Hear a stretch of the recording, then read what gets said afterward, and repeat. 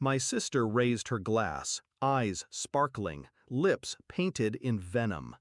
"Cheers to the Ramirez family," she said, her gaze grazing over everyone like a queen surveying peasants. "Except for Isabella, the failure who only has money." Laughter erupted, my parents' laughter.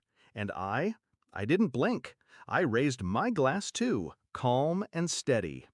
"To the failure," I said, voice clear, sharp, final, "who will stop paying for your wedding."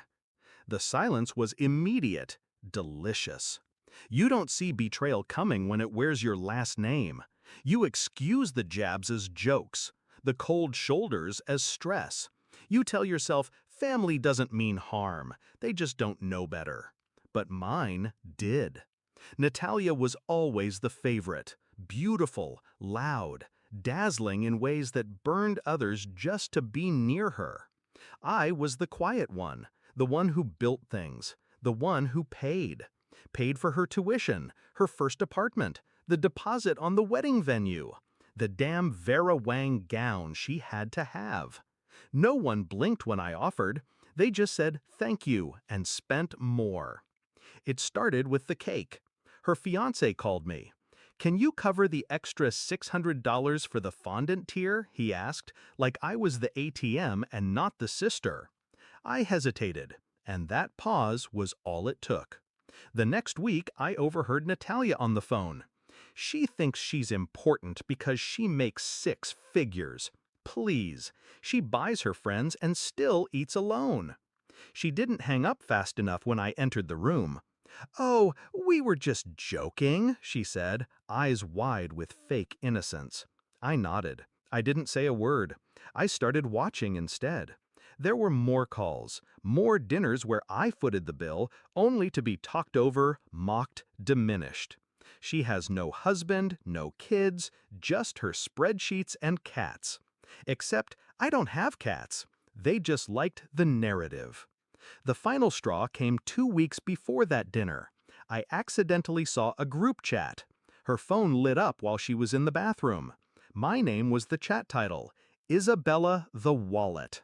Natalia, my parents, even our cousin Lucas, laughing at me, calling me pathetic, desperate, lonely, but useful. I took a screenshot, sent it to myself.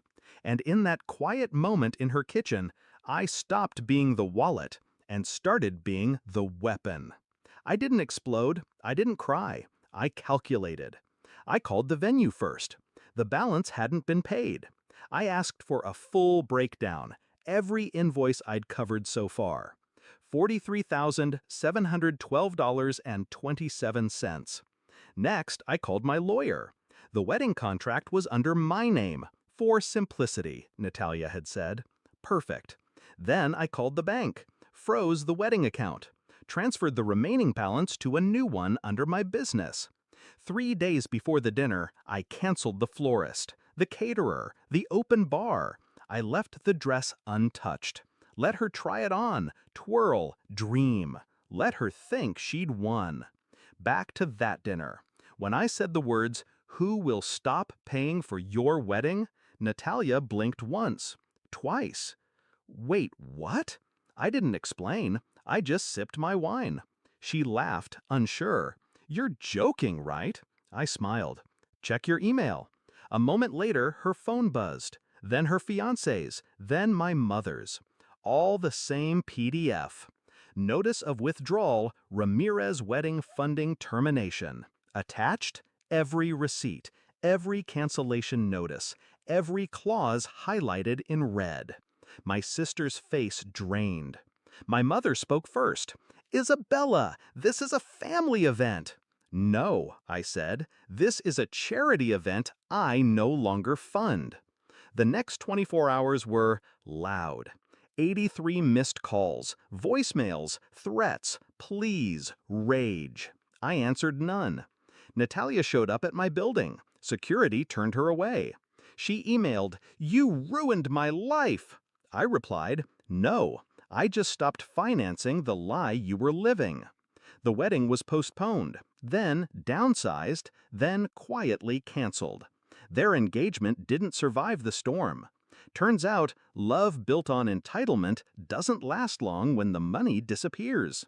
My parents stopped speaking to me. Publicly, they claimed I'd overreacted. Privately, they begged me to reconsider. I didn't. People ask if I regret it. No, because there's power in silence, in watching, in knowing exactly when to strike. They wanted to call me a failure? Fine. Then I'll be the kind of failure who doesn't pay for people to mock her. The kind of failure who builds empires while others build group chats.